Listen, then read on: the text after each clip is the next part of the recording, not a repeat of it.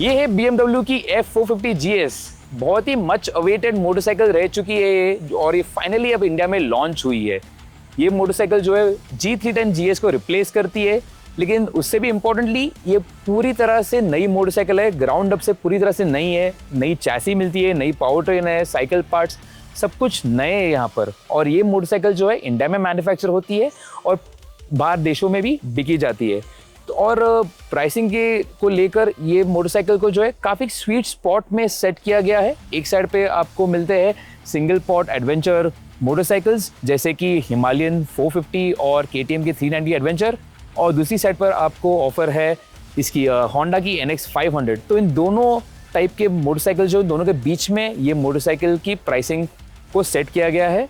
इसकी base price जो है 4.7 लाख से लेके 5.3 लाख पर आती है। ये इसकी टॉप स्पेक वेरिएंट है, और यहाँ पर आपको सभी क्रेडेंशियल मिल जाती है जो GS के बाइक्स को लेकर मिलती है। आपको वर्सेटैलिटी मिल जाती है, आपको इलेक्ट्रॉनिक्स मिल जाते हैं, आपको इक्विपमेंट भी मिल जाता है।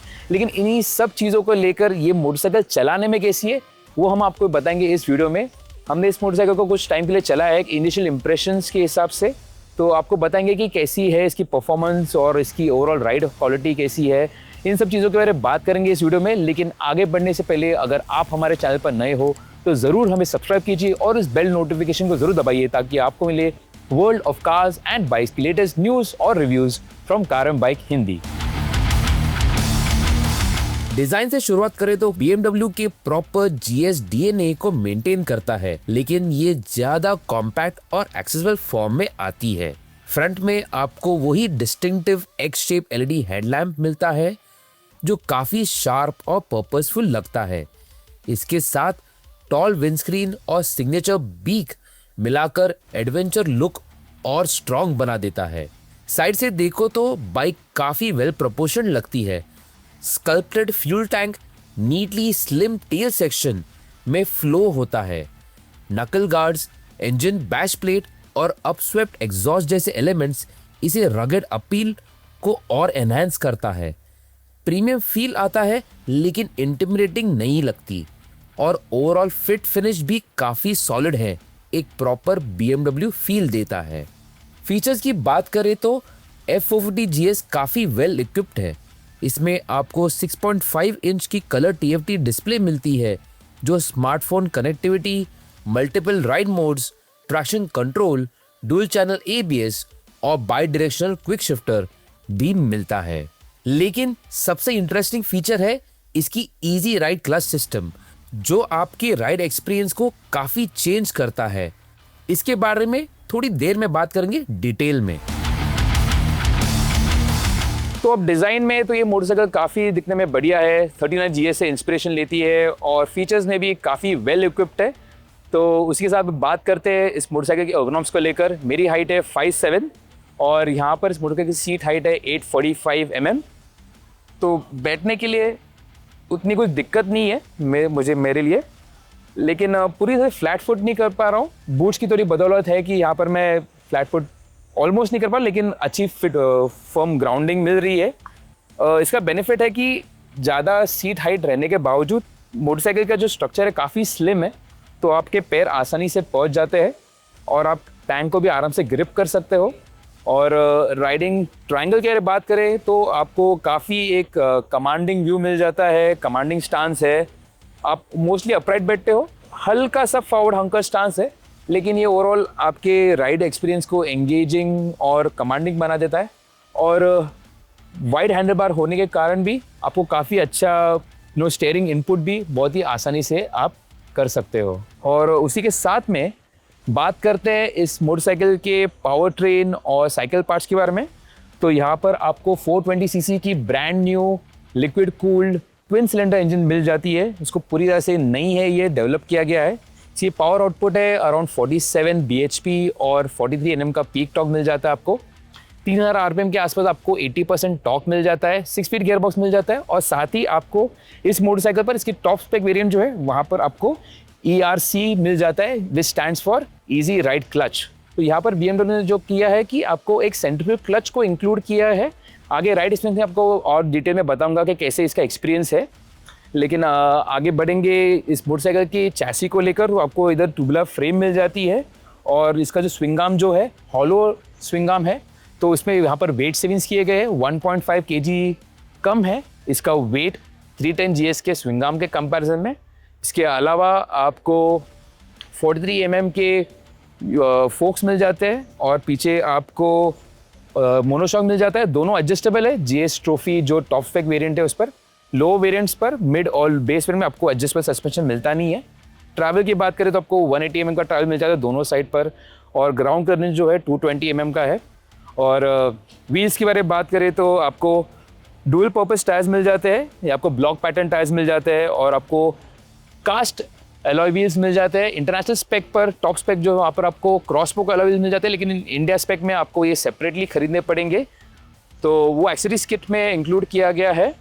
और रही बात पीछे, आपको वापस 17 इंच का टायर मिल जाता है, व्हील्स कास्ट वापस है यहाँ पर। आगे 19 इंच का व्हील है, पीछे 17 इंच का व्हील है, similar to the G310 GS। उसी के साथ ये है इसकी स्पेसिफिकेशंस इंजन के और ओवरऑल साइकिल पार्ट्स को लेकर। अब इस मोटरसाइकिल को चलाएंगे हम और आपको बताएंगे कि F450 GS वाकई में कितनी अच्छी है चलाने में, इसकी जो नए टेक्नोलॉजी जो है कितना आपको हेल्प करती है चलाने में। चलिए देखते हैं। जैसे ही आप इस बाइक को चलाने लगते हो, एक्सपीरियंस थोड़ा डिफरेंट फील होता है, और इसका मेन रीजन है easy ride clutch system. First gear में डालो, क्लच कंप्लीटली छोड़ दो और बाइक तब तक मूव नहीं करेगी जब तक इंजन 27 RPM तक नहीं पहुंचता। लेकिन एक बार आप चलाने लगते हो, सब कुछ काफी सीमलेस फील होता है। बाई डायरेक्शनल क्विक शिफ्टर के साथ आप बिना क्लच यूज किए अप शिफ्ट और डाउन शिफ्ट कर सकते हो, जो सिटी राइडिंग और रिलैक्स्ड क्रूजिंग के लिए काफी इजी बना देता है। इनिशियली थोड़ा अजीब लगता है ऑनेस्टली, लेकिन थोड़ा टाइम स्पेंड करने के बाद इसका कन्वीनियंस समझ आता है, स्पेशली ट्रैफिक में जहां आपको बार बार क्लच यूज करना पड़ता है। पर इसका एक डाउनसाइड भी है। इंक्लाइन पर आप गियरबॉक्स पर पूरी तरह से रिलाई नहीं कर सकते हो बाइक को होल्ड करने के लिए, जैसे नॉर्मल बाइक्स में होता है, क्योंकि क्लच एक सर्टेन RPM पर ही एंगेज होता है। बाइक स्लोप के हिसाब से आगे या पीछे रोल करेगी, चाहे इंजन ऑफ हो या ऑन। और ये एक जेन्युइन कंसर्न है, क्योंकि मैकेनिकली लॉक करने के लिए कोई तरीका नहीं है। नए राइडर्स के लिए सिस्टम इजी लग सकता है और हेल्पफुल भी, लेकिन एक्सपीरियंस राइडर्स को ये सिस्टम कुछ हद तक लिमिटिंग या इनकन्वीनियंट भी फील हो सकती है। बाकी राइड एक्सपीरियंस काफ़ी नेचुरल है, स्पेशली एर्गोनॉमिक्स के केस में।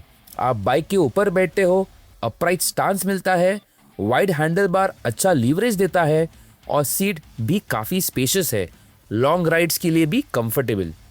178 kg कर्व वेट के साथ ये बाइक बैलेंस्ड और इजी टू मैनेज फील होती है।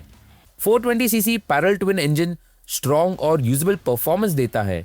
लो एंड टॉर्क अच्छा है, जो डेली राइडिंग को एंगेजिंग बनाता है। इंजन रिस्पॉन्सिव और पेपी है, लेकिन रिफाइनमेंट थोड़ी वीक है। और इसके अलावा सीट, हैंडल बार और फुटपेक्स पे वाइब्रेशंस भी फील होते हैं। हैंडलिंग की बात करें तो ये एक लाइकेबल मोटरसाइकिल है।